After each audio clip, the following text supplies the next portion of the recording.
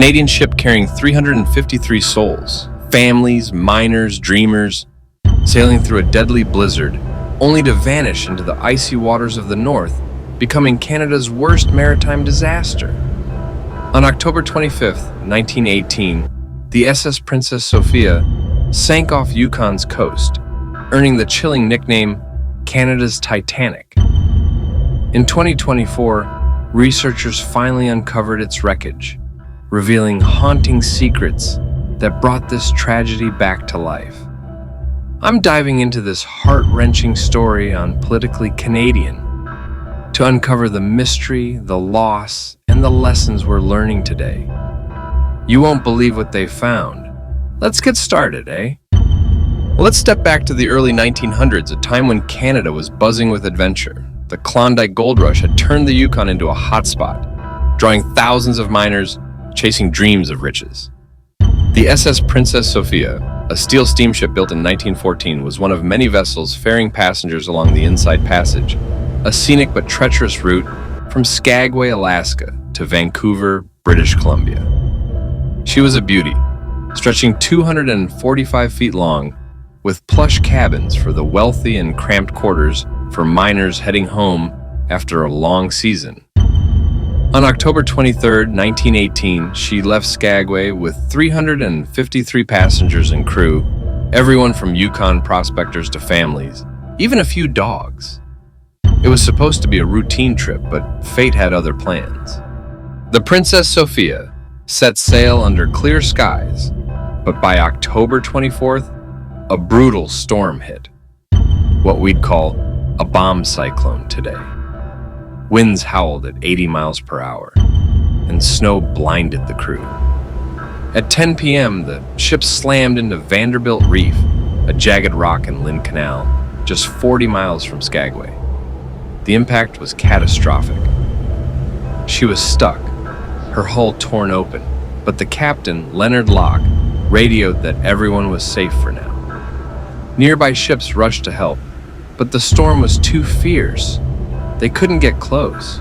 For 25 hours, passengers huddled on deck, praying for rescue as waves battered the ship. Then, on October 25th at 5:20 p.m., a massive wave swept her off the reef. She sank in minutes, taking every soul with her. The loss was devastating. 353 lives gone, including entire families, children, even the ship's mascot, a dog named Togo. Bodies washed ashore for months, some found as far as 100 miles away in Juneau. Many were never recovered, lost to the icy depths. The Vancouver Sun called it the saddest marine disaster in the history of Canada. And it hit the Yukon hard. Some say the territory lost a tenth of its population that day. Survivors' families, like those of the Yukon's prominent Swiftwater Bill Gates, a Klondike legend, never got closure. Gates was on board, heading south with his earnings, and his loss left a void in Dawson City. I can't help but feel the weight of that grief. It's a scar in our history we can't ignore. The tragedy shocked Canada, and questions swirled. What went wrong? An inquiry in 1919 found Captain Locke had underestimated the storm's severity, refusing to evacuate when he had the chance. But the blame wasn't all his.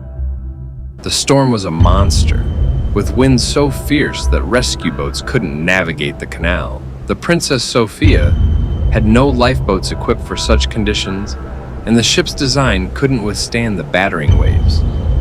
Newspapers reported that passengers wrote final letters, stuffing them into bottles or tying them to life vests, hoping someone would find them. One letter, found months later, read, "We're going down. Tell my family I love them." It breaks my heart to think of those last moments, knowing they'd never make it home. In the Yukon, the disaster left a gaping wound. Dawson City, a hub of the gold rush, lost so many that November 25th, 1918 was declared a day of mourning. Shops closed, flags flew at half-mast, and churches held services for the departed. Entire families were wiped out, like the McDonalds from Whitehorse, who were heading to Vancouver for a new start. The Yukon archives later collected stories from survivors' families. One woman, Mary Ellis, lost her husband and 2 children, saying, "I'll never step on a ship again." The tragedy wasn't just a Yukon story. It touched every corner of Canada, reminding us how fragile life can be on our northern waters. For over a century, the Princess Sophia lay lost at the bottom of Lynn Canal, its exact location a mystery, until 2024. A team from the University of Victoria, led by marine archaeologist Dr. John Pollock, used advanced underwater drones to search the canal's depths. In July 2024, they found her, sitting upright at a depth of 180 feet. Her steel hull remarkably intact after 106 years. The drones captured haunting images.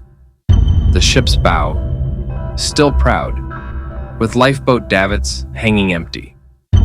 A silent testament to the failed rescue.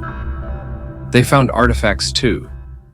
A child's shoe, a gold pocket watch stopped at 520 million, and a suitcase with initials etched into the leather.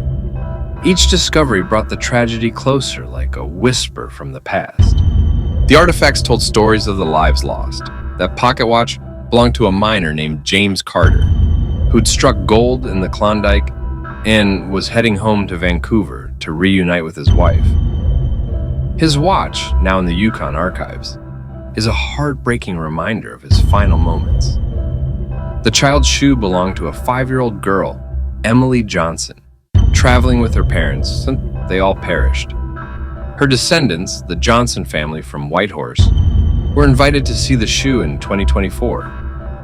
Emily's great-niece, Clara Johnson, said, "It's like holding a piece of her. We never knew what happened until now." These finds aren't just relics. They're connections to real people, Canadians whose stories deserve to be told. The discovery made headlines across Canada in 2024. Users online called it Canada's Titanic finally found.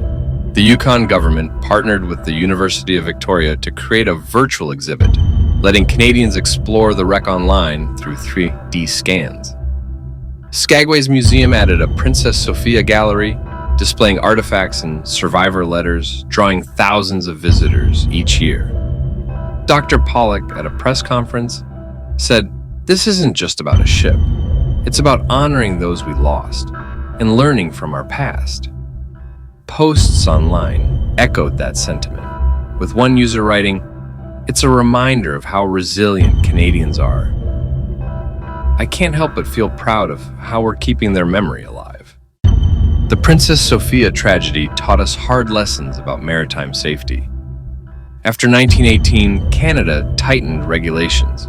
Ships had to carry better lifeboats, and captains were trained to evacuate faster in storms.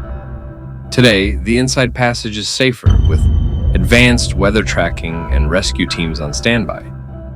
The disaster also sparked a push for ocean conservation. Groups like Oceanwise are working to protect the Lynn Canal's ecosystem, ensuring wrecks like the Princess Sophia don't harm marine life. I love how this story shows Canada's growth. We've learned to respect our waters and honor those who came before us. It's a reminder of our strength, even in the face of tragedy. The SS Princess Sophia isn't just a shipwreck. It's a piece of Canada's soul, a story of loss, resilience, and rediscovery that's touching hearts in 2025. From the Yukon to Nova Scotia, it reminds us how connected we are, even across time. Those 353 lives lost in 1918 are part of our history, and their legacy lives on through the artifacts, the stories, and the lessons we've learned. What do you think? Does this tragedy make you see Canada's northern waters differently? Drop your thoughts in the comments. I'd love to hear from you. If this story moved you, give us a like, subscribe, and hit that bell for more on Politically Canadian. Let's keep exploring our history together, eh? See you next time.